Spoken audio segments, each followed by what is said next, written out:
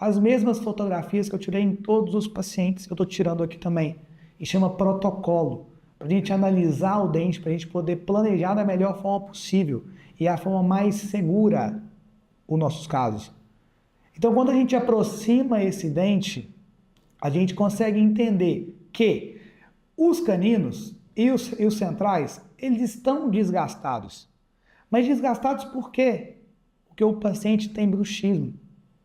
Isso a gente analisou justamente na própria anamnese, quando a gente fez o movimento das guias e viu que ele estava sem as guias. Então a gente planejou para ele mudar os caninos, aumentar a incisal dos caninos e aumentar a incisal dos centrais, mas ao mesmo tempo fechando esse diastema. E o planejamento foi esse. Inseramos enceramento diagnóstico, como eu já mostrei aqui. Fizemos a guia restauradora, também igual eu já mostrei aqui. E aí o caso pronto.